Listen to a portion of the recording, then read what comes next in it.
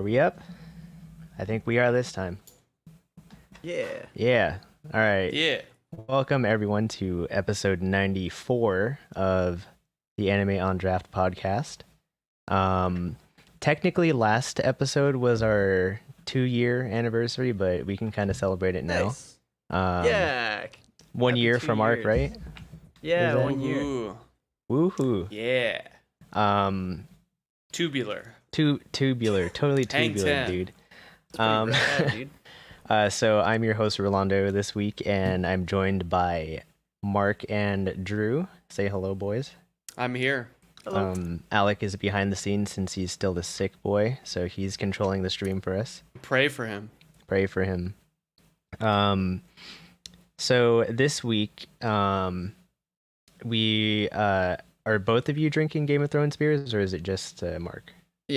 We both think, are I think both drinking. are. Yeah. Fix this. Oh my gong. So Yeah. so you guys want to kind of handle that? I'm not drinking this week again, so. All right. Well, Mark, yours is older than mine, so why don't you introduce yours first? Yeah. So I've had this sitting in my fridge for like at least 2 years. I got this for Christmas. It was in like a 3-pack. It had the one of the blonde ales. It also had I think like their first sour, and then it had this one, the stout. So this is the Take the Black Stout. It's an ale brewed with star anise and licorice root, and it's actually pretty good. So I'm glad that it's still good, because I was a little bit afraid for a second. Well, that's what But, you think. Yeah, I mean, I figured like it would be okay, but I wasn't sure if like some of the flavor would just kind of like lose out, or if it would just taste like really flat. But I had a sip of it, and it seems fine. So He's Yeah. not dead. We'll yet. see. Yeah. We'll see in a few minutes. And yeah, give we'll it a check few back minutes, with and you. then. So is yours part of the Royal Reserve collection like mine is? That's what it says for me. I don't know. Where do you see that? Mine says it says Game of the Throne, Game of the Thrones, Game of Thrones, Royal Reserve Collection, and then it says King in the North. I don't see that anywhere. This is part of the Duvel family of fine Belgian ales. Oh, okay, well, Mm. so mine is a little bit newer. I think it's part of like the newer collection that they did, but it is Game of Thrones Royal Reserve Collection King in the North. It is a barrel-aged Nice. imperial stout, a beer for Jon Snow, a rich, bold imperial stout aged in bourbon barrels, dark, aromatic, and full-bodied. It is a fitting companion for a long, dark night. So there you have it. I also have that as well, but I thought I'd chance it with the other one. So if I get like through this, and then we'll see how I'm doing. I still haven't watched the episode yet. So. Is the King of the North the latest one? Yeah, I think it's part of the later ones. It came out, I think, like sometime late last year. So I think it's been out for maybe like 6 months. I think their most recent one is called For the North, and I think that was in the article that we sent out. The one we're looking at. We'll later? talk. I think we'll talk about it later. Yeah, we'll talk about that later. Yeah, definitely. But, it's interesting. It's definitely full bodied. It's definitely barrel aged, and it's like super smoky actually, which I think improves, or at least for me helps improve the flavor. Mm-hmm. Rolando, have you tried this one, the King in the North one yet? I'm pretty sure I This is have. what it looks like. Looks like that. I think so. It's like a matte bottle too. It's like matte black. Yeah. Also, what's up with the every single bottle that I've Has seen? the is cut out. I was gonna ask you the Yeah. same thing. I was Every trying to single find a neat bottle. one. I was trying to find a good one. I was trying to find one that Same here. that didn't have that, and every single one had that. And what was weird was I also got the Queen of the Seven Kingdoms, the Cersei one, Yeah. or whatever. And that one was fine. The label was fine on that. So Really? I don't know what happened.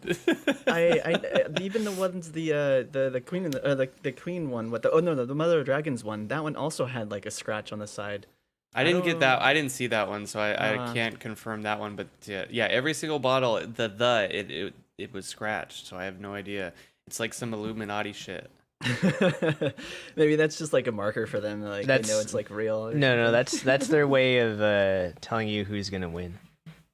Oh, King in North. Yeah.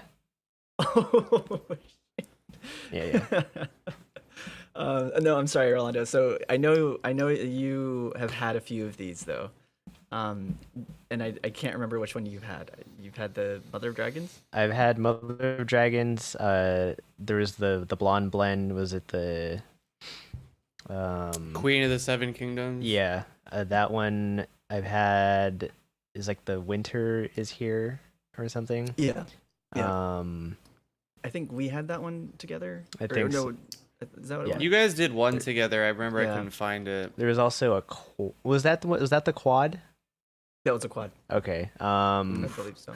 And I think I've had like one That's other good. one. I'm trying to remember. That the quad was very good. This one's 11%. Yeah, Mine which is is. why I'm not sure if I'll drink both of them. Yeah, good luck. Good Well, this luck. one's only 7, so Well, so I'm sure some of the it'll warm alcohol you is up for probably the burned next up. one. No. Yeah. It's got like licorice and all those like nice like warm Yeah. like wine spices. You know when they heat up that wine Yeah. on the Yeah. show, And then keep when you he warm in your belly. and then when he has the Yeah. 11% one, he'll well, then I'll be like perfectly set to Yeah. watch the episode. he'll pass out within the first 5 I- minutes. Probably oh, will. No. Yeah. Oh no. Oh no.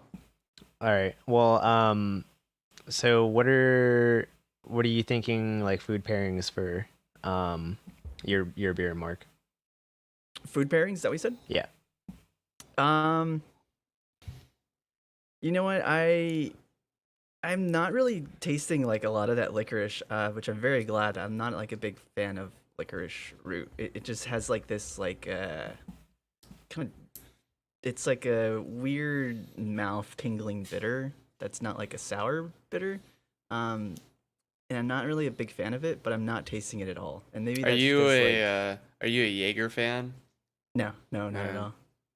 No, I don't like licorice, like black licorice. I can't do it. Yeah. And I'm also like not. I don't know. Maybe it just seems like some of like the flavor it has kind of diluted or died down. Maybe it's just because it's been sitting so long. But I mean, it smells good. It smells like a pretty good stout. It smells like it's like a little bit sweeter than like a Guinness. But I don't know. Food pairings. I have no idea. I don't know what I would want to eat with this. Nothing. Yeah, I probably wouldn't Nothing. want to eat anything with this, to be By honest. itself, have a small glass by itself. Yeah, I think finishing this whole thing is probably going to be kind of tough. I'm not gonna lie. All right. Drew, what about you? I want something like kind of hearty to stand up to the bold flavor. I was thinking like right off the top of my head like lamb, like a lamb shank and mashed potatoes. I think that would be good, or even maybe sweet potatoes to maybe give it a little bit of sweetness, to kind of cut through, like I said, those big bold flavors. But something hearty I think would be good. Definitely not cheese. Because I feel like we say cheese a lot to We do. those different types of pairings. But no, I think this would go good with something hearty, but like almost maybe like more stewish. The last like lamb shank I had, it was kind of like brewed for a long time or stewed for a long time. It was like fall off the bone, and it was like had this like nice gravy that it sort of created in itself. And they put that over mashed potatoes. It was really good, and I feel like this would be a good pairing with something like that. Sounds good. Also, maybe a dessert, dark chocolate would be good. Maybe with like a raspberry chocolate dessert. Because this, while it is smoky and while it is like very bold, if something sweet were to cut it, I think it would also be very excellent. The contrasting flavors. Cool. All right. Well, now that we're talking about your pairing, Drew, what about your rating? This is good. I feel like we haven't done a stout in a long time. We've been doing hazy IPAs and sours, so it's actually kind of a pleasant surprise to get back into this because I don't know. I feel like I haven't had one in a while. I think the last stout I drank was the Zumbar Coffee Chocolate Stout, and I had it on tap at you not- Panama 66. Were That you was a not long here time for ago. St. Patty's Day? Yeah, do we had a stout for St. Patty's? What did we get? We had the No, I Guinness wasn't. and I wasn't Gun. there. I was at that party. Remember, I wasn't there. I did have a Oh, Guinness okay. at that party though. That's I guess the last stop that I had. But no, I Sorry. wasn't there. I wasn't here. So yeah, it's been a while for me. So this is a good pleasant surprise. I really like the smokiness to it. I think that's what really makes this. You also get a little bit of the bourbon from the barrel age process. So this is a good one for me. I really like it. I don't think I can drink the whole thing right now because I have to get up and go to work. But I'm gonna rate this 4.5. Nice. 4.5. It's good. It's very good. Maybe I will have to try it then. Mark, what about you? You know what? Like I said, I feel like some of the flavor has been missing, and I don't know if maybe that's what it's supposed to taste like. I'm gonna imagine. I'm just gonna attribute it to it being, that it's been sitting for a long time. And I feel like some of that flavor profile is just kind of like mellowed out. It doesn't have like a lot of full-bodied flavor that I'm kind of used to like expecting from like some of the Omegang series. Like, because a lot of their beers just have like such a rich flavor to them, or they are just like so unique that they really stand out. But this one just seems kind of plain. I don't know why. Like I said, I'm not getting any of that star anise. I'm not getting any of the licorice. I'll probably give this like a 3.5 maybe. It's good, but it's not like amazing. If only we could go back in time. I want to know what it tastes like fresh and compare and contrast, but we can't do that. It's impossible. I figure like, if it's bottled and it's sitting well, it's gonna store for a pretty good amount of time. But I think I've had this for like at least like 3, maybe 4 years. I don't know if it says anywhere on this bottle. I don't know how long they expect you to keep that. Yeah. But since it was in your fridge, and it was corked. It was corked. Right. I just don't know if the humidity from your fridge might have had anything to do with the. Yeah. It could have. I have no idea. I don't know the science behind that, unfortunately. Official HBO licensed product 2013 home box office Inc. It's probably just HBO tag. I don't know if there's. Mine has the HBO tag. Let's see if it says 2013 on it or not. Doesn't say. Well, actually, technically, mine says 2018. Mine says 2018, so maybe yours was from 2013. Actually, a long time ago. Technically, your fridge isn't very humid, so it could just be the temperature that might. Yeah, I don't know if it likes the coldness. Yeah. For that long. Who knows? Well, you're not dead. He's not dead. Lived. So these started to come out in 2013, but I'm pretty sure I got it like maybe like 2014. That is that's 5 years. Still about 5 years, yeah. I mean, it's still good, like still drinkable. If anything happens to me later, in the stream, I'll let you guys know. I mean, like, I'm not feeling good. I'm gonna take off now. We'll have to close it out. We'll have to close it out really for that. So, moving on. So, I guess for our pairing this week, we'll do our new Orishiri segment with Death Parade and Bakano. Double trouble. Segment. So I'm excited for Death Parade. I want to know what you guys thought about it. I was gonna say, let's start with Death Parade. So the premise of it seems a little bit similar to like what they have in like Kakegurui, Danganronpa, just those kind of you're playing for your death life game type of thing. Type deals. So I don't know. Drew, do you want to kind of lead this since you're kind of the expert on this series? Sure. I guess. Yeah. First thing I want to ask, what do you guys think of that OP? Oh yeah, that's pretty good. The Bradio OP. It's so sick. Yeah. Yeah, that was really good. I liked it. Good. If anyone out there who's listened to Flyers by Bradio, which is the OP for this show, I also recommend a lot of their other music. They actually are greatly inspired by like disco. They have a bunch of like funky disco music, and it's all available on Spotify. So if you're interested, I recommend checking out some of their other stuff because it is very good. It's funky fresh. But in terms of the actual show, I had forgotten how brutal it starts off. I thought they kind of eased you into it a little bit more, but it was kind of like straight up boom in your face games going on. But I guess I first off I wanted to know like what your impressions were of the bartender Decium. Any just initial thoughts on him? I mean, they called him a god, and I don't know if like that it could be coming close to like what he actually is, because I mean he's obviously in this place for a reason, and he is seems to be like working, but I mean I feel like he's probably playing along too in some sort of way. Well, I'm not sure like what his character is going to be later on. the guy playing the game, the husband, calls him a god, but he says Mhm. he's just an arbiter. So, Yeah. or an arbitrator. So he's actually just there to facilitate the games. He's not like Mhm. he's not really like a like he's not the one that's like I would Putting them think of him more as like Rolando said, like he's almost like a curator. Mhm. He's like a stepping stone onto like the next step. Funny you bring up God though, because it will become kind of like this overarching theme as we move forward a little bit, and I'll be interested to see when we meet a couple additional characters what you think about everyone's kind of role in this together, which is cool. Yeah, Um, because they the kind of hint for that. Yeah. The format of the show itself, you hit on it, Rolando. It's almost exactly like the Danganronpa style, which is actually why I like it so much, because I really do enjoy those games. But how did you feel about like the overall pacing and the overall like setup of how the show is? Because we're gonna get not all the whole show isn't that, but it's gonna be a lot of that kind of going week from week. So are you guys like okay with that format, or what do you think of it overall?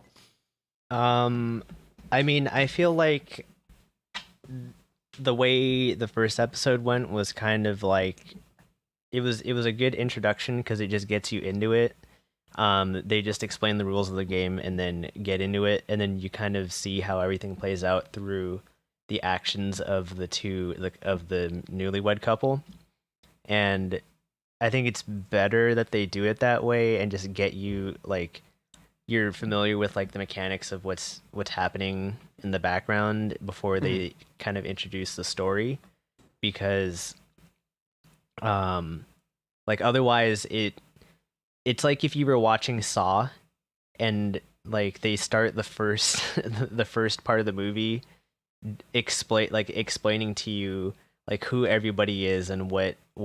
what is like this is the arbitrator guy, and like he's Mm. gonna sit here and like he came in like 5 years ago like doing this like like the typical like fucking anime starts. Like I've Where they been need to really set up noticing every it character. with Yeah. this past season and how fucking bad a lot of first episodes are, because the Yeah. typical thing in like these shows is to be like, oh, this is this character, and then they name their full name. Like that always fucking pisses me off when like Same someone here. says, "Oh, you think I would be like Bakano does it?" We can talk about it, but like there's like, "Oh, Yeah. me, the vice president of this place, blah blah blah." Like, oh, okay, like what?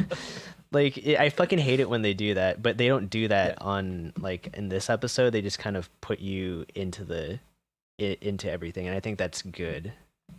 That's one of the things I really like about this show is that it doesn't force feed you really anything, and it Yeah. kind of causes you to at least think a little bit about what's going on.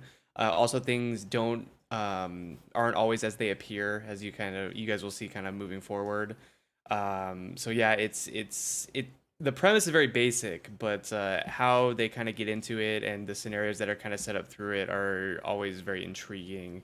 Yeah. And so I'm glad that it seems like you guys liked the first episode. Is that Yeah, I Yeah. liked fair? it. Yeah. I mean, Uh, it was. No, go ahead. Go ahead. no, I was just gonna ask a question. Yeah. So it seems like kind of piggybacking off of your idea, like it's kind of treating the audience like as not being stupid. Like you're just expecting them to kind of get like these answers and get the information by not explicitly saying it. Like you're saying, like, when a character first introduces himself or somebody references a character, they'll like tell who this like the character's full name, like what they do. But yeah, like they don't do that in this series, which I think is good because it also plays into telling you who the main players are, even though like they're not sticking around for very long. Through the course of this game, you get to know the characters by just what they're showing you, and you're kind of like making your decision up about what these characters are standing for. Who the main arbitrator is, like what he's doing. He's just kind of like there, like watching and facilitating. which I enjoy that they're not explicitly explaining it. It's refreshing, like you said, because I do get tired of it. Somebody force feeding you, it's like, yeah. So I kind of wanted to see, because like obviously Drew knows, but like, so I kind of wanted to get your opinion, Mark, on what you think went on, because at the very end, Machiko, the wife, gets sent to the void, and then the husband gets sent for reincarnation. So like the episode kind of makes you think that, you know, all of his claims are unfounded and he's just being a paranoid dude. Mm-hmm. But then like she kind of turns at the end and says like, oh yeah, like I actually tricked you, but like I wasn't actually sure if that was real or not. I wasn't sure either, because like they just show the one, you know, like image of her in bed with some other dude, but like I wasn't sure if that was real or anything, or if she was kind of faking it to like break things off cleanly. I wasn't, because she technically won the game, but she gets sent to the void, so like that makes me go, oh, so she actually was judged as, you know, being like not fit for reincarnation, because she is actually like a cheater and like that kind of stuff. So I wasn't really sure what you thought about that. I think so. You know, in the elevators, like in the beginning of the episode, there was the demon on the left and like the other face on the right. So the guy, I think it was supposed to be like Amaterasu or something. Right. So like the demon was like above the husband when they came in, and then when they left and they got in the elevators at the end of the game, they were switched. Blah. So I don't know if that was like significant of they knew that he was kind of like the evil one, or he was kind of destined to go to hell or the void rather, and she was supposed to be innocent, but at the end I don't know if they swapped it because of the outcomes of the game or because of like their outcomes of like, you know, them revealing like their true personalities, whether or not they were true. I have no idea. I'm still kind of confused on that too. That's what I'm confused on as well, because it's like, is her winning the game actually meaning like she's willing to kill her husband for to get past, and that's how they judge her as being unworthy for reincarnation? Or because like technically like the way I saw it is I thought she was just gonna throw the dart away, because if you looked at the scores, they were tied. Right. And so I thought she was just gonna throw the dart away, and he slips up and like pulls her hand down, and it ends up hitting the bullseye. So like I'm not sure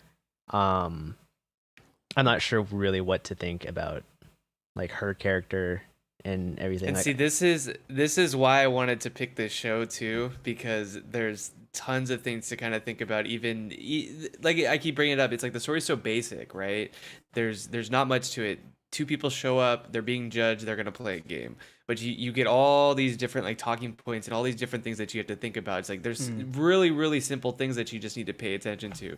The score being tied, the faces switching on the elevator. There's just like a ton of this stuff, and it's gonna constantly be going on like that, and then getting more so or increasing the complexity as like we get through it. So I'm really looking forward to it. I haven't watched this in a while, so it's a good refresher for me. But even like the other characters that they introduced towards the end too, it's like I'm curious as to how they fit into the grand scheme of things. Like, are they just kind of curators of different games? Are there gonna be, you know, another whole like side to this? I have no idea. It's interesting. Yeah. The thing about that is like I kind of wanted to watch the second episode after finishing it, so I was like, fuck, but like we have to keep the pace of week to week. Yeah. Cool. Any other thoughts on this? Yeah, I'm happy you guys like it. Yeah, it's cool. I don't know why. I like again. I don't know why I dropped it when I first saw it because I remember watching the first episode and I was like, oh, that was cool, but I don't know. Mark's like, I'm not into that shit. Like this Yeah. fucking cheater girl. People like dying? God dang. this chick You cheated on you this matured, guy, Mark. and so I just can't. Like, if you're gonna have a cheater on the show, then I'm not You gonna can't watch do it that. anymore. No. Can't have people dying in my Christian anime. Or being tortured with darts. Anything but my stomach fucking hits her right in the intestines. Got him. Like, ah! Oh shit! Accident. All right. Well, moving on to Bakano. So this is a series that none of us have seen, right? Mm-mm. I don't think so. Yeah. Nope.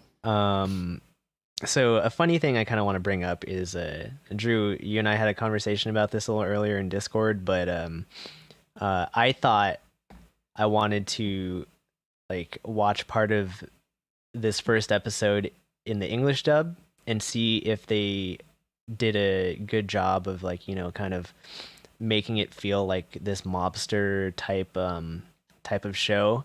And I watched some of it and like, okay, they colloquialize some of the stuff. Some people are trying to speak with, like a kind of like a gangster mobster like accent. And then the rest of the voice acting was absolutely terrible. So I went back to the sub. So like, I think you did something similar. I was just thinking that I would maybe be interested in watching the first episode again in English, just to kind of see kind of like your curiosity. However, after you reported back of what it was, I decided not to do it.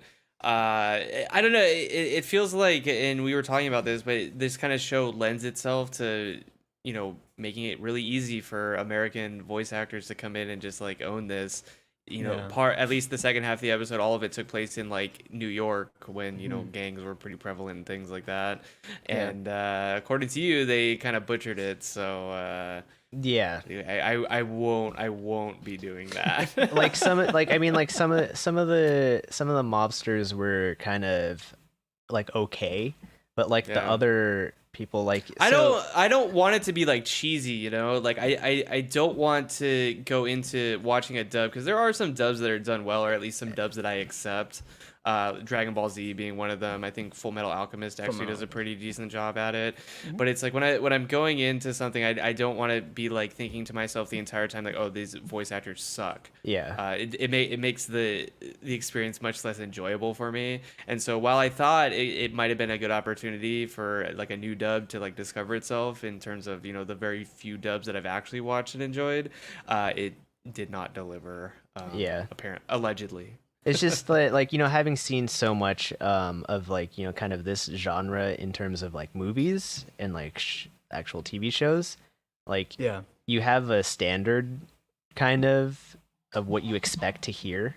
And so for me, I was like, man, it's really weird hearing like this in Japanese. So like I wonder if the dub's good. And then I listened to it and I'm like, this isn't like very good. Like It sounds like a bunch of people being asked to speak with an Italian mobster like mafia accent, and then like some and then some of the other people like the Godfather looking dude had such a weird voice that I was just like, what? Like how is this like cast this way? Like it just felt weird. Just like poor direction, right? Yeah. I think it's like a combination of poor direction and just like amateur voice acting, or very little practice with it or exposure. Because like it's not even like even remotely close to like, I feel like the Japanese voice actor did a better job like in terms of like voice fitting, whereas the other one sounded like a hello. Well, like, I don't know if he's like the main character, but I know one of the main characters. He was in the bookstore. I can't remember his name. Luck, I think his name was. Yeah. He's like Luck. He is like a He's super popular voice actor. It's like he's does in like everything. He's in it. Like you go look up his his like my anime list or whatever. He is like literally I looked it up too. in everything, and you can just tell like his voice. You can tell. You know his voice. Like once you hear it, and like once I heard it, I was like, wait, who is this guy? I know this voice. Yeah. but I don't know, other than voice acting aside, because like, obviously, like, I feel like we all feel that we could, if you could get this show done with a good English dub, it Yeah. would make it better. But like, what did you think of this first episode? Because it was kind of just like, for me, all over the place, That's because exactly the there's words so that I was many gonna use. so many things happening, and like the kind of overall like narration of the story by the vice president, the detective dude, and Yeah. the little girl Yeah. Carol. Like it was confusing at first, but then like I Yeah. started to get that they're talking about like trying to piece together this story. Yeah, They're, like like, an setting actual up. story. Yeah. So to me, it almost seemed like she was pulling together all these other stories in order to like get the full picture. But like we as the viewer, since we have like no idea about any of this, and we don't know how these characters are, they're supposed to be connected, but we don't know that yet. I feel like kind of going along the process of what they're trying to do is still a little bit confusing because like you said, like she's just like pulling up like and bringing up random characters and stories that like I don't know who any of these people are. I don't know what they're about, what they're doing. Why is this guy immortal? That it makes no sense. Yeah. I don't get it. But it's cool. Sure, like all right. He can't die. He just Once loses fingers. All right, cool. I think like once it sort of like snapped into attention, Yeah. in I maybe back in time, who knows? But like once it kind of like snaps into that, I think it starts to make a little bit more sense. It was just like trying to introduce a lot of concepts at the same time, but obviously it's done Yeah. intentionally. Yeah, of course. It might be easy. It might be interesting to go back to the first half of this episode once we complete it to see if it makes like a little bit more sense from there. Yeah. But what I was gonna bring up is, like you mentioned, the only thing that really, really doesn't make sense to me is that regeneration or time Yeah. skip power or whatever you want to call it. And a bunch of them have it.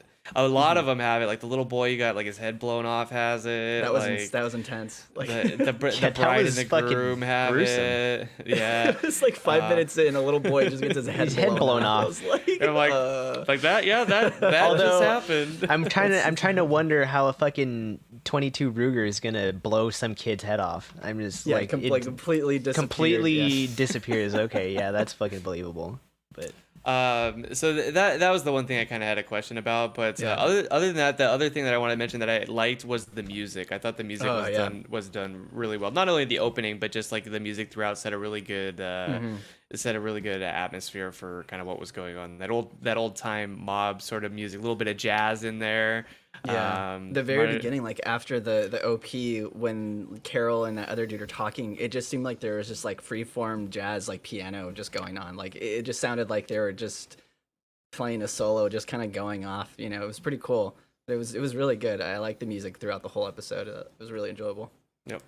Yeah, I mean, it was pretty reminiscent of like Cowboy Bebop. I mean, that jazz style is Yeah. just so prevalent. It's awesome. Mm-hmm. Rolando, thoughts on the music? it was pretty good. I noticed that it was very jazzy. You were correct. Yeah, I know, it was very like in tune with the action. Like whenever there was like something going on, like you would hear like the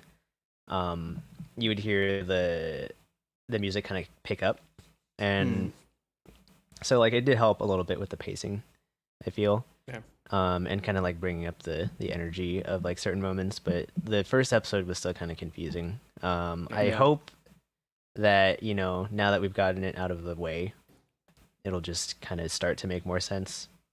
Yeah, I saw a couple of like I started reading like two like reviews just like the very beginning to see if somebody like could kind of explain like whether or not stories will come together, and that's what somebody said was like a lot of people drop this after like the first two episodes but didn't really like piece together until like episode 3 or 4. So I think once we give it a couple episodes, I think hopefully it'll kind of start coming together and make sense. You know what? Just thinking about it right now, what this show kind of reminds me of is Jararararara. It's kind of like all these random groups of people all doing their own seem to be sort of deal, and then they all come together for some crazy climax. And I'm hoping that's kind of what we get here. Have you guys? I'm sure you may have. Have you seen any Guy Ritchie films like Snatch, Lock, Yeah. Stock, and Two Smoking Barrels? So I just watched Snatch yesterday, actually, and like the very In preparation. like the no, I just like randomly, I was going through Netflix and I was like, oh, like I love this movie. It's been a while since I've seen it. But the very like the intro where they introduced the characters was like almost exactly the way that this Yeah. show introduced like all the names of the characters. Like one action from a character will just kind of flow into the introduction of a different character. Like somebody dropped a bottle and it ended up being like another character that caught a different bottle, and like you just like every single scene just kind of was connected somehow. So I thought that was actually pretty funny that I saw that movie yesterday. And I was like, I huh. haven't seen Snatch in forever. That's such a good movie. Oh yeah, dude, I love that movie. You like Dags? You like Dags? His performance in that is so good. Brad Yeah, Pitt. Brad Pitt. Oh, dude, so good. Anyway, before we get off on a crazy Yeah, sorry. tangent. Well, any other thoughts on I like it so far. I hope it keeps up. I think it like the start of it was slow, but once it sort of got, like I said, like snapped into it, the pace started to pick up a little bit. And I think it will benefit from that little bit of faster pace. So I'm hoping it does that. But other than that, I'm happy. I'm glad you suggested it. I'm glad we're doing two because the rest of the anime this season is Not very is good. not very good. Yeah, I agree.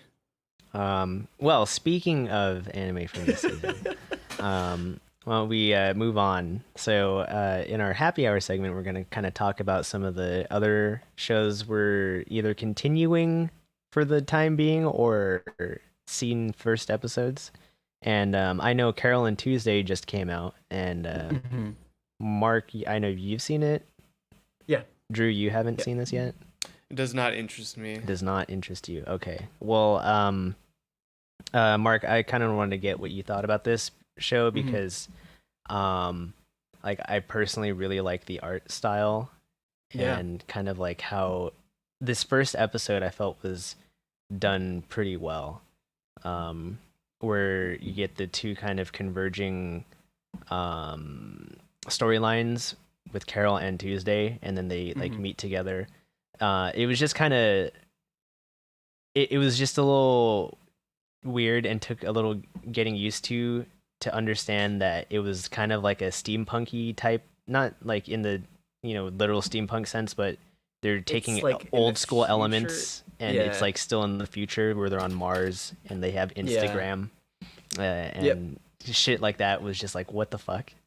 Yeah, some of the design choices were a little bit weird. I definitely agree. Like the phone, it's like, and somebody posted this on Twitter, was just like, all right, so in the future we're settled on Mars, but people just have like a rounded phone that Yeah. just has no practicality No. to it whatsoever, and they're still using Instagram. And Like, Instagram's okay. UI is still exactly the fucking same. I was like, all right, yeah, that makes sense. I looked it up and I just saw a picture of that. I'm like, what is this? So like, yeah, like some of the design choices were like post not this that in great. It was chat. kind of weird, but I mean, yeah, overall I really liked the first episode.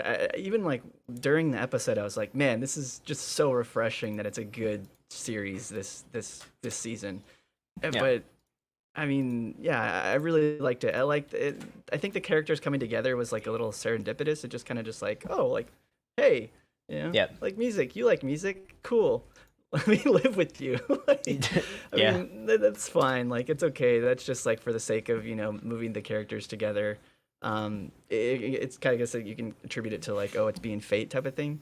But yeah, I really like this first episode. One thing I did that kind of threw me off was, and we talked about this before, was that the actual singers for the music are like English speakers. So they're speaking like fluent Japanese, and it just seemed like their voices like changed as soon as they like went into the song, which it was really good. Don't get me wrong, like the music was really good. You just have but to- I think that like switch was just like kind of jarring. I was like, wait, what? They Like, they do a similar thing like that with so like in Macross Delta, for one of the main singers, like in the actual show, like she's voiced by a different voice actress than the actual singer. So it's like I see. like Juna, the singer for like the Ancient Magus Bride, and this last season of Kakaguri, the opening songs. She's the actual singer they brought in, but like Koshimizu Ami was the actual voice actress for the characters. So like they do if they feel like they need like a professional singer to like play the role, then they'll kind of switch that off. Yeah, because I mean the music was good. Like this song was pretty good. I mean it seemed like it seemed like it was like a little bit rough, but like on purpose, of course, because I mean that was like their first time playing together. But yeah, I mean it was good. I really liked this first episode. I'm definitely going to be continuing to watch this one. The only thing about that song was the chord progression is the exact same as the chord progression for the beginning of Silver Scrapes. You know that song that they play at the like League of Legends shit. So you'll have to link that to me. Got him. I'm waiting for that mashup to happen. Like I'm sure on Reddit someone has already like posted a fucking thing where it seamlessly flows from like what they're playing into just the actual song. It's fucking funny. But anyways, I'm gonna keep watching this. I think this is gonna be a show that is gonna be good for the rest of the season. Maybe I should pick it up then. I'm not really watching. I'm watching We Can't Study, which we'll talk about in a second, but I can't watch that show anymore, I don't think. Yeah. They can't study, I can't watch the show anymore, so maybe I'll pick up We can't continue watching. Carolyn Tuesday. We can't continue watching. But yeah, if you like music, like there's a lot to kind of like from this, and like if you ever wanted to like be a professional musician, there's a lot to kind of empathize with on Tuesday's part. So yeah, it's pretty good. So next, Fairy Gone. Mark, have you seen the second episode of this? Yeah, I did. I watched it just right before we started streaming. Oh, so did I. Nice. Yeah, I mean, this show, I don't really know what to think. It seems interesting, like plot wise.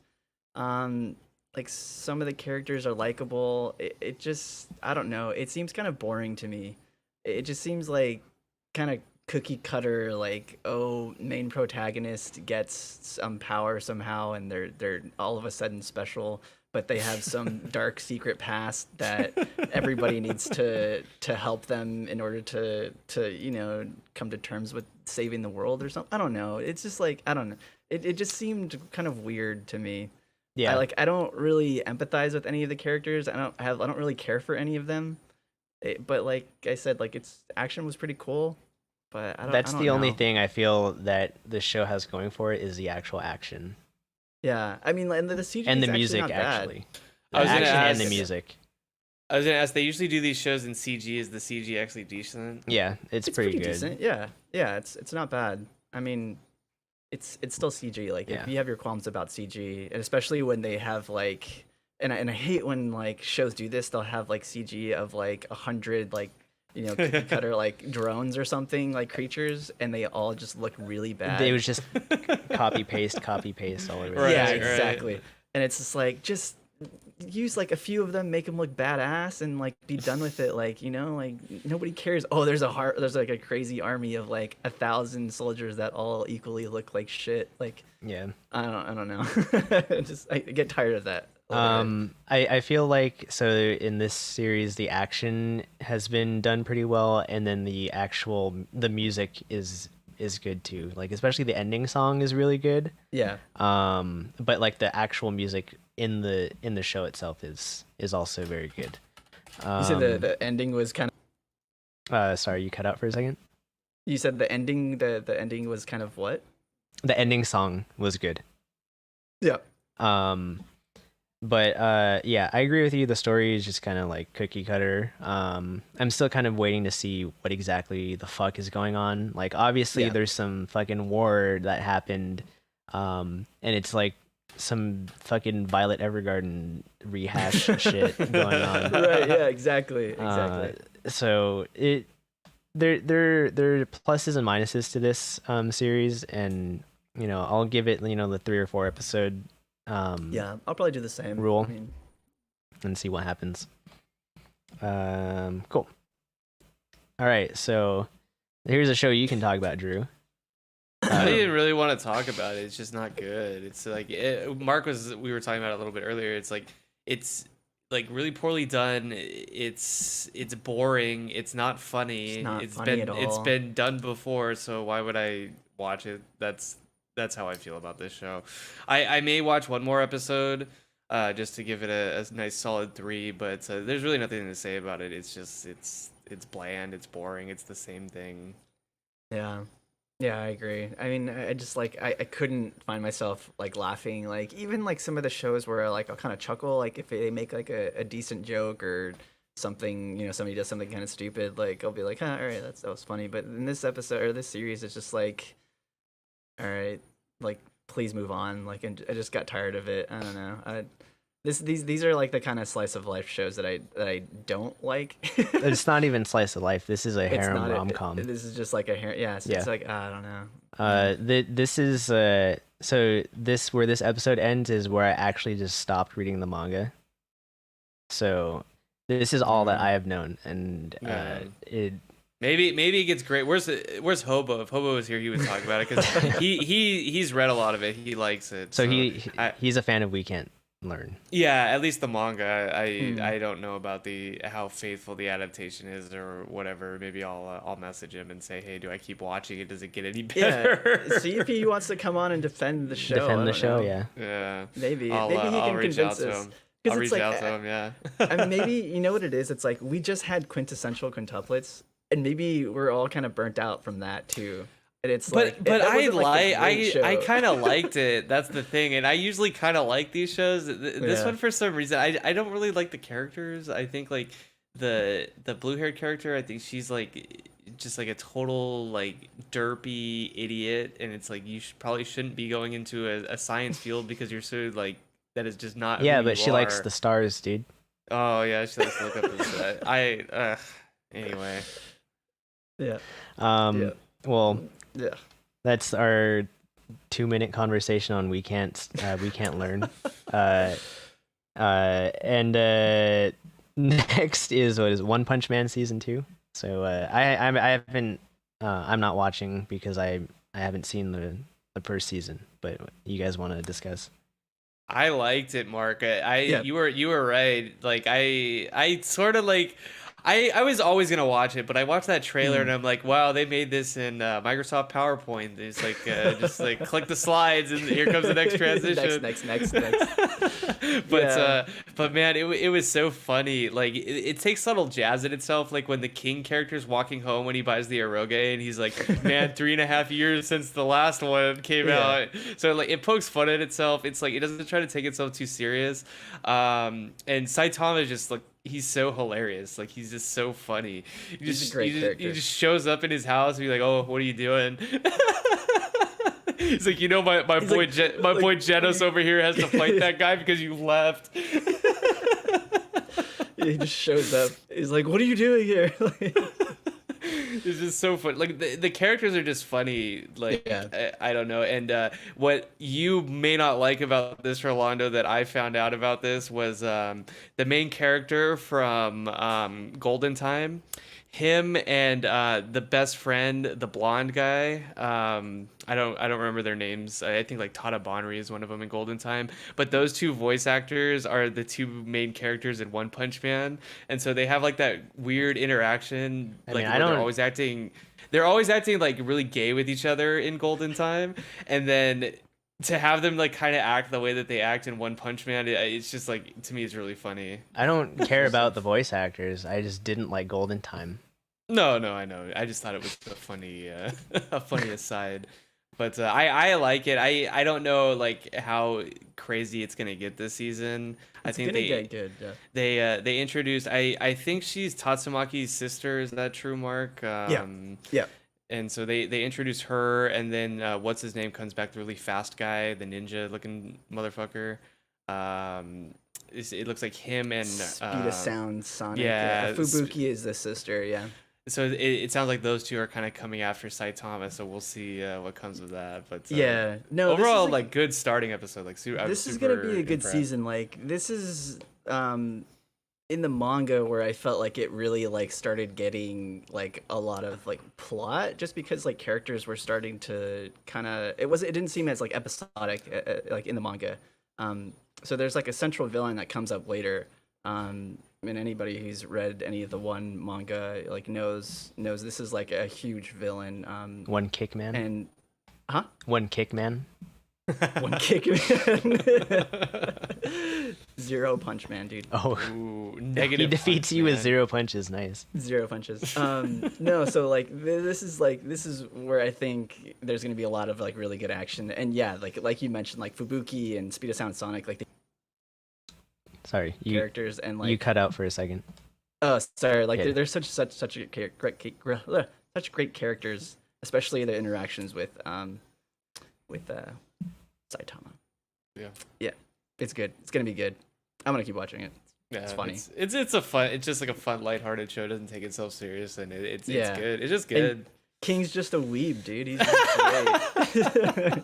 Like the So- biggest weeb. It's so funny. He's like, I just want to go home and play. The thing that made me laugh the most in this episode, and it was like really random. He's like daydreaming, and he's walking away from buying the game, and he goes, "There's nothing better than the excitement of walking home after you've just purchased a new game." He like unwraps it and just like starts reading the back cover. It was so good. That was good, yeah. All right. Yeah. Cool. Well, Mark, I see you have a list of some other shows you've seen premieres of. You cut out again. Bunch of Sorry. crap. Yeah. Talk Sorry. about him. Talk about him. I watched a bunch of crap this past week. I just tried to watch as many of like the new season shows as I could, and just kind of determine whether or not they're really as bad as they sounded. Thank you for taking one for the team on that, because that was not something I was gonna do. I'm not gonna lie, there is a lot of stuff where I'm just like, I'm not gonna watch. This. I didn't even like get into the thick of it, really. I'm not gonna lie. Oh man. No, there was one that I am actually really enjoying. Demon Hunter. What is it? Kimetsu no Yaiba. Kimetsu no Yaiba. Something like that, yeah. Anyways, that one's good. I really like that. Crunchyroll, and that is pretty cool. It's like it's kind of similar to like Dororo, except like not as like super serious and really depressing. But it's cool. I feel like it's like a mix between like Dororo and Golden Kamui. So that's a good show. We'll recommend that one. So another one that I watched, I know you said you watched this, Rolando, is Shometsu no Toshi, Oh yeah, and that was terrible. that was pretty bad. Yeah, I had no idea like what was going on, like why these characters all of a sudden like have like psychic powers or something, and just like I just couldn't make sense of the plot. It Like, didn't make any sense. No, this guy like needs to escort this girl to this pit that And she was summons city a that was spirit destroyed with and guns. yeah, like why was Says it it's- her childhood friend that just has guns, like, and he's just shooting, and then he and dies. then the dude gets fucking shot by his fucking, I'm gonna guess, like ex-lover, and then Yeah. she gets captured by her brother? Like her brother. So I like what is there going? was so much going on. Like yeah, that was really So bad. apparently this is based off of a mobile game series. I don't know Really? if that would make it. I mean, the story make more is sense. very mobile game, as in it doesn't Yeah. make any sense.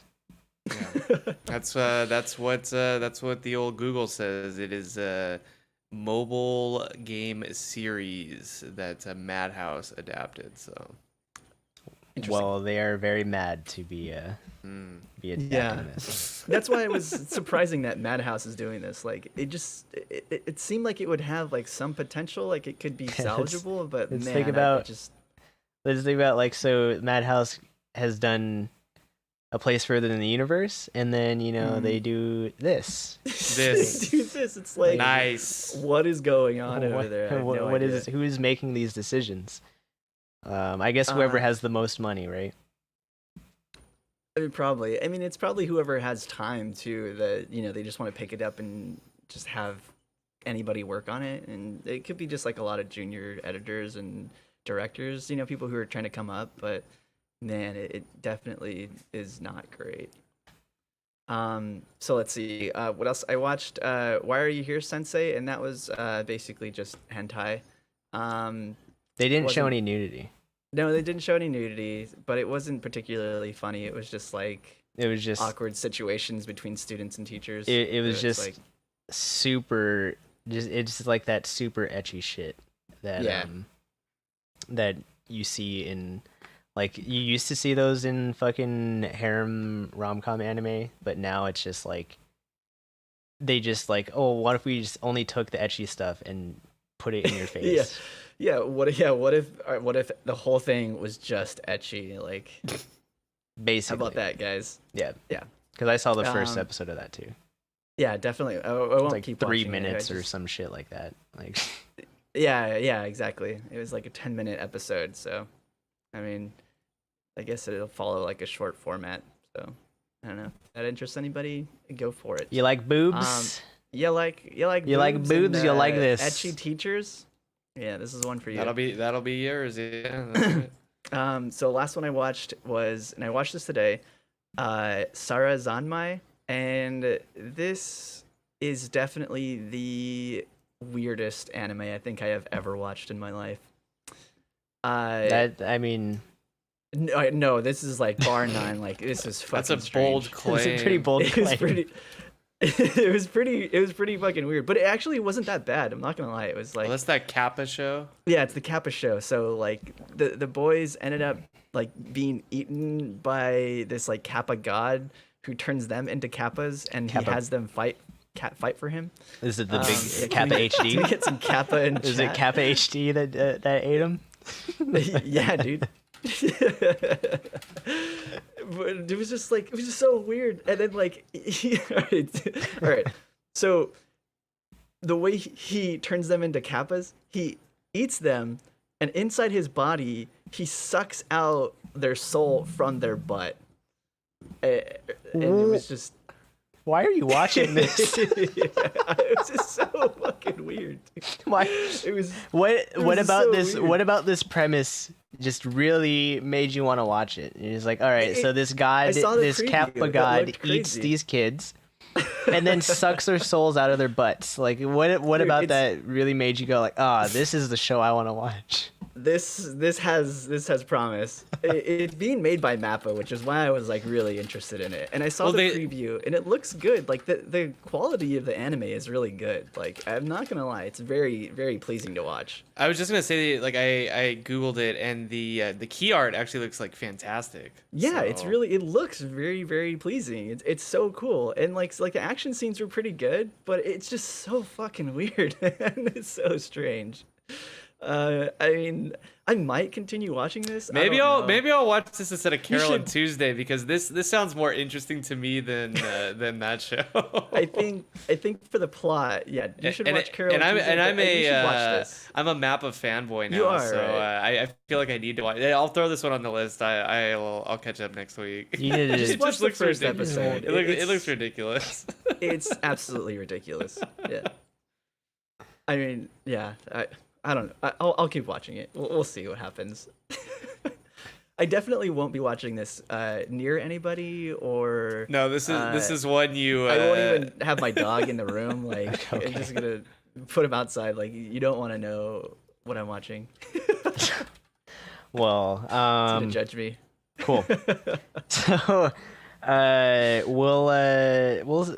let you kind of continue watching that before I make any judgments. Oh, you're not down? You're not down to watch this one? I don't know. I do like the stuff that Studio Mappa do, but it just seems a little weird. So it's definitely weird. I'm gonna skip that. But to kind of finish off kind of other premieres, I saw the first couple episodes of was it Hachigatsu no Cinderella 9, and it's the girls slice of life baseball thing. It's very slice of life, not very much baseball. So it's just like the kind of show that if you absolutely need some sort of background noise on and really want to waste time, that's the kind of show that you would So you it's watch. it's ladies baseball. It's not even like softball. It's like straight up baseball. No, it's It's- actual baseball. It's not softball. It sounds like Field of Dreams is what it sounds like to me. weird. It's like high school girls trying to create a a actual baseball club.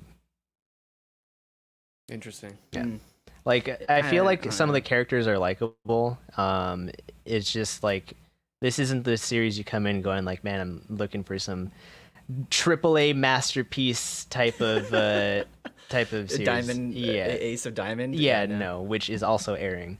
Right, But right. this is the type of show. It's not a sports anime for one. It's slice of life, absolutely. So if you want to shut off your brain for 20 minutes, this is and do the whole cute girls doing cute things moe blob shit, then this is the show. So next, what was the other show I watched that I also saw Senryu Girl, and that was the kind of it's like a 12-minute show, and that's kind of like a rom-com show. It's better than we can't learn, at Is least, it? but it's the Which- one where the which one girl is- speaks in the haikus and shit or some Oh, I didn't thing. know that was airing. Was that Yeah. was that good? I was interested in watching that. It's okay. Ah. It's 12 minutes, so there's not really much to it, but Drew's favorite Hanazawa Kana is the main girl, and Ooh. she voices out the stuff, but her character is actually writing out like Oh, that's interesting. So I her- started reading the shit. manga. I got maybe like 10 chapters in. I mean, it's like short form, so it's super easy to read. I actually noticed that actually- I had that saved in like on my list like Yeah. to read, and I never actually started reading it. It's pretty good. Like it's funny. It's enjoyable. Maybe I'll watch it, but yeah, I mean, seems kind of I don't know. Meh. Yeah. So that ends the kind of premieres I watched, because like I watched some of the stuff you watched, not obviously everything you watched, but those were some of the stuff. Like this season's not looking very good. Like I'm No, not gonna no. lie. There's a few gems here and there, but overall, it's not as like full of really good shows as last season was. The only thing I'm really having any sort of expectations for is Carol and Tuesday. And that's just like it's bones, and Right. I mean right. I like the kind of aesthetic of it, but that's basically it. Hopefully Fairy Gone gets better, because I really want PA Works to like kind of come back from whatever put out this a good show. whatever this slump They is. can't do it. They've really been struggling, man. It's a shame. Yeah, it is. It is a shame. Well, hopefully that kind of settles up before Attack on Titan comes back, because that's probably something we'll talk about. Since we have been talking about it, but Since the beginning of the show, right? yeah, coming up on, so it's like the start of our 3rd year of this podcast, and this is the 3rd season of Attack on Titan we'll be reviewing, kind of. But Oh, appropriate. how appropriate, right? Even though That's it's right. technically the 2nd part of season 3. Right. But yeah, so moving on. So we've got some housekeeping news. So Love Live news, Perfect Dream Project subunit, that stuff we were talking about last time. The mid poll results came out, and the groups that I said I was going to vote for was like B, E, and I. Those are the actual top 3. E Nice. is number 1, B is number 2, and I is number 3. I don't know if Called it, Alex man. there to pull it up, but if not, I already told you what the results are. And then, so the current World Love Live Asia tour that's going on. So the first 2 performances, Komiya Arisa, the voice actress for Daya, she had to not, or she had to stop performing. So then in the first two for allergies, and then now they're just sitting Still her out those for allergies, man. they're just sitting her out for the rest of the tour, which is Might as well. in Seoul and in Chiba. So unfortunate for those fans that wanted to see everybody, but I mean, what can you do? I mean, yeah. She can't fucking see if her allergies are preventing her eyes, like, for swelling her eyes up. Wouldn't it be great? She just like was just out there and her face was all swollen up. She like just trips on herself. She's like, there she goes. Yeah. So it sucks for that. It's dedication. It is. I just tweeted the poll results. So it's on our Twitter. Are you okay, Mark? Is that beer doing something to you? Dude, I'm pretty much done with it. Yeah, and it's it's slurring your words. I'm slurring all day. I've had a pizza today, and that's about it. So. So this is what we kind of hungry. alluded to earlier in the episode when we were talking about those Game of Thrones beers. But Mark, I think you shared this article from Almagang. Mm-hmm. Yeah, it's crazy. I mean, so they've made $1.1 million annually since the first initial releases of this beer. Wow. And that's 25% of their like dollar sales. Wow. And that's pretty crazy. Like, that's a large number for That is a lot, 25%. Yeah, for like a collaboration beer, that's a lot. Yeah. Wow. And I mean, and the article goes on to say, like, you know, they don't want to just be associated with being, you know, the Game of Thrones beer or the brewery, which makes sense because Selma Gang has like a lot of really good beers. Like I said earlier, like they have Philosophers. a lot of Philosophers. Their Abbey Ale, the Hennepin. Saison, the Hennepin that we had on the show. So they have a lot of really good beers that are out. Which, you know, makes sense, so that they don't want to just be known for, you know, producing the Game of Thrones style. But I mean, the ones that they're doing are really good, so it's kind of hard not to attribute them to being like the, you know, the brewery for Game of Thrones. But I mean, that's kind of just like the problem that you have when you release something that's so popular, especially one tied to such a popular series. I'm looking through this article right now, and now I remember one of the other Game of Thrones beers I had, which was the Valar Dohaeris Triple. Oh yeah, I heard those ones were really good. The Valar Dohaeris and the Valar Morghulis. Yeah, I heard both of those were good. I mean, all of the, like, I've only had this one, but the ones that you've had, the one that I have in my fridge, now I'm like really looking forward to it. They're all like consistently good. So it's not they're just like not name. It's not a gimmick. It's like they make a really good beer. It just happens to also have Game of Thrones associated with it. Yeah, I mean, smart. I mean, they make good beers. I'm not surprised that they were partnered to make these beers for Game of Thrones. Honestly, they're good beers. Yep. Yeah. So I mean, it's cool seeing how much they've grown, especially like over the past couple of years, because they were pretty central just to like East Coast and especially like Northeast Coast. New England area, because I mean they're from New York, but I mean just to see how much they've grown since the release of these is pretty amazing. So yeah, it's cool. It's hopefully we'll get to see more from them. Yeah. All right. Well, next bit of news. So a show we're familiar with since we covered it in our podcast previously. Love is Like a Cocktail. It makes me sad when you type this. There's good nostalgia feels about that show. The manga is ending with its 12th volume, and if you're not familiar with this kind of series, there was a short format anime that aired. Was it last year or something like that? And it's basically the stay-at-home husband makes cocktails for his OL wife.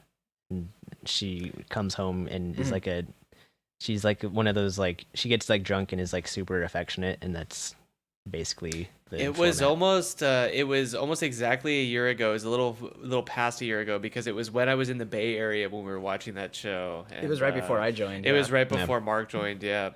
And that's where we found the shandy, the shandy gaff.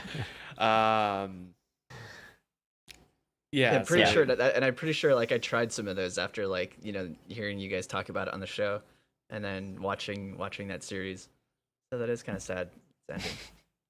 Yeah. So that's ending with its 12th volume, and that is releasing in September. So September 12th will be the finale of the Love is Like a Cocktail manga. Interesting. Next bit of news, this is more kind of idle stuff. NGT 48 is going to dissolve its current groups and restart afresh. Completely new members. So we covered a bit of news from this on the show before, where there was so like this is a sister group with AKB48,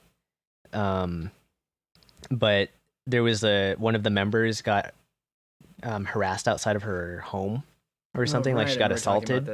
Yeah. And it became like a thing because she was forced to apologize for making a fuss about being sexually assaulted, which we're like, what the fuck? It's so crazy. So they're kind of blowing up the groups related to this, which is kind of weird because I'm pretty sure last year when we were in Japan in Shibuya, like they were promoting the shit out of this group and their new single. Yeah. I remember seeing like the ads for this. And like the trucks were like rolling around playing the songs and stuff. It's what a year it has been for them that they're being blown up and kind of being started anew. But yeah, so that's crazy. Unfortunately for those so members, backwards. it's turned to this. It's just so backwards to like what we're used to out here. I mean, man, it's super unfortunate too that after like they just can't like rebound from that. So the production company is like, fuck it, like we'll just restart it and press reset. Yeah, basically. Essentially, that's what they're doing. It's unfortunate for all of those, for all the girls that were, that were a part of the group. It's not like one of those smaller idol groups too. It's like 48 people. You know. Yeah, like that's reset. Well, like even like with these groups, it's like it's 48, but like they even have understudies. So like I'm not even sure if the understudies are being kicked out too, or if it's just the actual groups are being blown up and the understudies are taking the main roles. It's kind of similar to like those like acting companies or like ballet companies. They're just like a shit ton of them, and they just rotate through them. Yeah. And, when you're done, you're out. Just bring the younger ones in. It's just like it's like a farm almost. I mean, yeah, that's what these AKB48 and sister groups are. They're farmable idols essentially, which is kind of brutal. Sad. Man, that's pretty rough. It's a tough life. It's not like our girls last season, our Idolmaster girls. It's not that easy. No, it's not that easy. That's not real life though. So, last piece of news. So, this is more manga related news, but apparently in 2018, Japan's manga market grew 1.9%, which is pretty good. That's a good number. I mean, you obviously want to see growth, regardless. But like the fact that the manga market grew 1.9% in Japan is actually pretty promising for. It's a pretty big market too. That's the surprising thing. It's like it makes sense for a market like that to kind of fluctuate and like stay around the same, because I mean like manga in Japan is just so prevalent. Like most of the society like kind of reads manga, whether or not they want to admit it or not. It's like that's a huge staple of like media consumption in Japan. But I'm actually not that surprised to see it increase, because the Book Publishers Association, they were trying to promote a lot last year and kind of fight back against like piracy, which they were successful in passing a couple of laws, and I think we talked about some last, or maybe like 2 weeks ago. Yeah, there was like a law that passed that prevents anybody from having pirated media. Yeah, so I'm sure that like helps and probably could contribute to some of it. But like I said, like they've been promoting like buying manga and like staying away from like websites, just because of like the traditional like aspect of like reading manga. Well, So another thing that this is talking about actually is the actual share between digital and published physical copies. Was it dropped? The physical share has dropped and the digital share has increased. So That's about interesting. 44%, I think. Let me spend. Yeah, about 45% of the actual manga see. market was consumed digitally in 2018. Yeah. Well, I and mean- we even kind of saw that when we were over there. It's like you would jam yourself into the subway, and you had all the lads Everyone's on out their there phones. on their phone, On their just phone, reading it. They're either playing a phone game, They're playing or Pokemon Go for the most part, but they're reading manga. Yeah. Yeah. So I think Shonen Jump is actually releasing something in the U.S. Like in their app, like their paid for app that I think should be coming out this year, if I'm not mistaken, sometime later this year. That's cool. And that's yeah. They're Is it going to like, all have the- simultaneous releases? No. No. It's going to be delayed by I think a couple of months, but it's going to have like their backlog is what they say, but people are kind of skeptical on them having all of their backlog. If That's they a lot of fucking so manga. I feel like if they really want to fight piracy at like especially in the West with a lot of because there's a lot of fan groups that that translate fan translations that get uploaded to a bunch of hosting sites. If they really want to battle that, then if they're going to come out with these apps, then they need to simulpub their series, because it's some random person is going to go, I can't read this week's Boruto, I'm going to go find it online. Yeah. I'm not going to wait 2 months on an app. Yeah, so what the Lion webtoon series, what they've started doing recently, and like they host a lot of like the Korean manga or manhwa. Yeah. What they started doing recently has been releasing like updated chapters, but you can't access the latest chapter unless you pay for tokens. So the latest chapter is out there, and like you can buy like tokens, like you can buy like 100 tokens for like $5 or something, and each chapter costs like 15 tokens or something. So it's like you're paying to read the latest chapter like week to week, but if you want to wait, like you can don't have to wait pay a week. anything. You wait a week and then just read it later.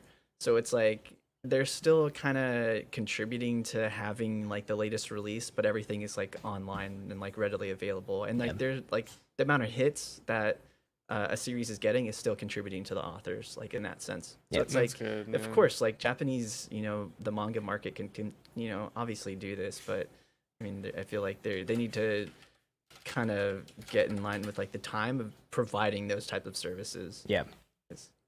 Because like we've already seen kind of how the market in the West has grown, at least with simulcasting current series. Currency, yeah. That's what like Funimation and Crunchyroll and like Amazon even have kind of shown us. Netflix, like there's a market that's kind of growing, and it's being helped by simulcasting. Yep. It's killed off the fan sub groups of old. If any of you are old enough to have lived through that era of big anime. oof. Dateness. Well, cool. So that was our last bit of news. Anything else you guys kind of want to talk about? What do you think of these beers? These Game of Thrones beers? It's good. I don't think I'm gonna finish mine, but I'm hungry. That's what I am hungry. I don't know if I'm gonna open this one. I'm kind of getting full and a little bit buzzed. Save already. it. Save it. Save it. Yeah, maybe next week strong. I'll open it up. It's strong. It's good, but it's strong. Yeah. Cool. Well, we should probably get that For the Throne beer on the show at some point. And yeah, so this has been episode 94, the unofficial 2-year anniversary, the start of our 3rd year. And so if you would like to find any of our other content, you can go to our WordPress, animeondraft.wordpress.com. It probably doesn't have any posts on it, but it'll at least link you to the iTunes and our Instagram and everything. So obviously our stuff is hosted on SoundCloud, but that'll link to our iTunes and also links to Spotify. So if you just search for Anime on Draft on either, platform you should be able to find us. Our Twitter is at Anime on Draft. Mark is the main social media guy. He will have Twitter war battles with you. So if you wanna call him out on anything, any of his opinions, or if you want to see better pictures of the beers too, or that on the Instagram. On our Instagram, Anime on Draft podcast. Those filters going, huh, Mark? No, I got hashtag no filters, dude. Oh. No, I always take him into post. Always into post. Always taking him. He's always taking photos like this and just like going underneath. I get like real. Gets real in there. And he puts it in portrait mode so that the beard doesn't show up at all. Yeah, everything's blurred out. Everything's blurred out. Yeah. Well, this has been episode 94, and one last thing is, if you would like to contact us for anything, any suggestions, any feedback, whatever, you can. There's a contact page on our WordPress, or you can email us directly at animeondraft@gmail.com.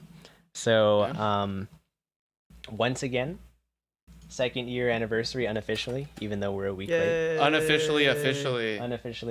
So, cheers, lads. Cheers, boys. All right. Goodbye.